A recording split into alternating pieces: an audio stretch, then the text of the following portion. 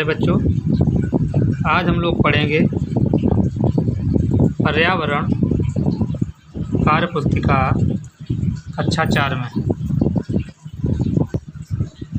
देखेंगे मेरे प्यारे बच्चों, पाठ 6 जीव जंतुओं की उपयोगिता। इससे पहले हम लोगों ने पढ़ा था पाठ 5 खेत से बाजार तक, उसको बहुत डिटेल में पढ़ा था। आज हम लोग पढ़ेंगे जीव जंतुओं की उपयोगिता।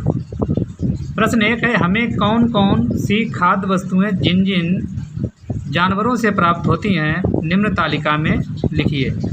देखेंगे खाद्य वस्तुओं के नाम किस जानवर से प्राप्त होती है और ये खाद्य वस्तुओं के नाम और किस जानवर से प्राप्त होती है। जैसे दूध है, किससे प्राप्त होता? गाय, भैंस, बकरी, भेड़। मीट या मांस बकरी, मुर्गा और मछली से प्राप्त होता है। अंडा हमें मुर्गी से प्राप्त होता है। तो आप सभी लोग जानते हैं, इसको अच्छी राइटिंग में आप लोग भर लेंगे। देखेंगे मेरे प्यारे बच्चों, परिवहन के साधन के रूप में उपयोग होने वाले जानवरों के नाम लिखने हैं जो एक स्थान से दूसरे स्थान तक ले जाएं, ऐसे जानवरों के नाम लिखने हैं। जैसे घोड़ा है, खच्चर है, बैल है, बैल को बैलगाड़ी में ले जाते हैं, ऊँट गाड़ी में होता है, और हाथी उसके ऊपर बैठ के हम लोग सवारी कर सकते हैं, और भी जानवर होते हैं। आगे देखेंगे प्रश्न नंबर 3 है, पहले के समय में संदेश वाहक के रूप में निम्न में से किस पक्षी का उपयोग किया जाता था? संदेश वाहक जो एक स्थान से दूसरे स्थान पर समाचार ले जाए उसे संदेश वाहक कहते हैं। तो उस समय के ज़माने में जब मोबाइल नहीं हुआ करता था तो उस समय कबूतर को संदेश वाहक माना जाता था। इसकी गर्दन में चिट्ठी फंसा दी जाती थी और ये आप चिट्ठी को वहाँ तक पहुँचा देता था, इसीलिए कबूतर को संदेश वाहक पक्षी माना गया है। आगे देखेंगे मेरे प्यारे बच्चों, प्रश्न नंबर 4 है, ऊन का उपयोग करके हम किन किन चीज़ों को बना सकते हैं?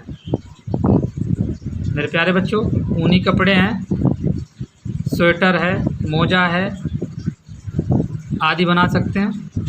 कोट आदि सर्दी वाले कपड़े बनाने में ऊन का उपयोग किया जाता है। इसी प्रकार मेरे प्यारे बच्चों आगे देखेंगे, प्रश्न बहुत अच्छा है। प्रश्न नंबर 5 कि पश्मीना शाल किस लिए दुनिया में मशहूर है? ये जो शाल है इसको पश्मीना शाल कहते हैं। ये दुनिया में क्यों मशहूर है? पश्मीना शाल कश्मीर में बनाया जाता है। यह अपनी गर्माहट एवं मुलायम और सुंदरता के लिए मशहूर है। सर्दियों के समय में पश्मीना शाल को ओढ़ने से गर्माहट महसूस होती है, इसलिए ये बहुत ही उपयोगी है। आगे देखेंगे प्रश्न नंबर 6 है, आपने मधुमक्खियों के छत्ते को कहाँ कहाँ देखा है? कहाँ देखा है तो आप बताएंगे। पेड़ पर, घर की दीवारों पर और जंगल में, यहाँ हम लोगों ने इनको देखा है। देखेंगे मेरे प्यारे बच्चों, छत्ते में कितने तरह की मधुमक्खियाँ पाई जाती हैं, वे क्या क्या काम करती हैं? देखेंगे प्रत्येक छत्ते में 3 तरह की मधुमक्खियाँ पाई जाती हैं। रानी अंडे देने का काम करती है, नर तथा मादा श्रमिक मोम बनाना, छत्ता बनाना और रस एकत्रित करना होता है। आगे प्रश्न देखेंगे मेरे प्यारे बच्चों, शहद बनने की प्रक्रिया को सही क्रम में लिखना है। जो शहद बनता है उसकी प्रक्रिया क्या होती है? पहले तो मधुमक्खी होगी 1 नंबर, दूसरा नंबर ये फूल के पास जाएगी, वहाँ से शहद लेती है, तीसरा नंबर ये छत्ता बनाएगी, चौथा नंबर इस छत्ते में आके इसको शहद को छोड़ेगी, और 5वां ये शहद जैसे किसी के द्वारा तोड़ा जा रहा है छत्ते से, और तोड़ने के बाद इसको इकट्ठा करेंगे इस कंटेनर में, ये हमें शहद प्राप्त हो जाएगा। सही शहद बनने की प्रक्रिया का सही क्रम यही है, पहले 1 number, 2 number, 3 number, 4 number, 5 number और 6वां ये शहद। तो आप लोग भी अपनी कॉपी पे इसी तरह से नंबर को डाल लेंगे। देखेंगे मेरे प्यारे बच्चों, आपने मधुमक्खियों के अलावा अन्य जीवों को फूलों पर आते देखा है, उनके नाम लिखिए। जो फूल होते हैं, फूलों के ऊपर मधुमक्खियों के अलावा और भी आते हैं। कौन? जैसे भंवरा है, तितली है, मधुमक्खियों के साथ साथ ततैया और कई पतंगे भी आते हैं। ततैया एक बहुत ही खतरनाक रहता है, जो जिसको खा लेता, सुझा देता है।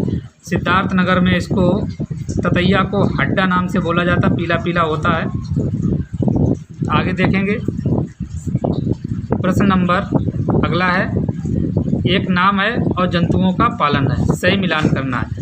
एपीकल्चर, एपीकल्चर मधुमक्खी को कहा जाता है, और सेरीकल्चर, सेरीकल्चर रेशम कीट को कहा जाता है। पिसीकल्चर मछली को कहा जाता है, और पोल्ट्री फार्मिंग मुर्गी को कहा जाता है, मुर्गी पालन को।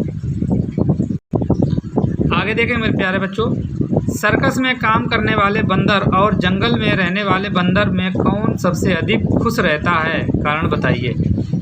देखो, जो बंदर रहेगा वो वैसे ही खुश नहीं होगा, जो खुला रहेगा, आज़ाद रहेगा, वो खुश होता है। जंगल में रहने वाला बंदर अधिक खुश होगा। गुलामी सबसे बड़ी जंजीर है।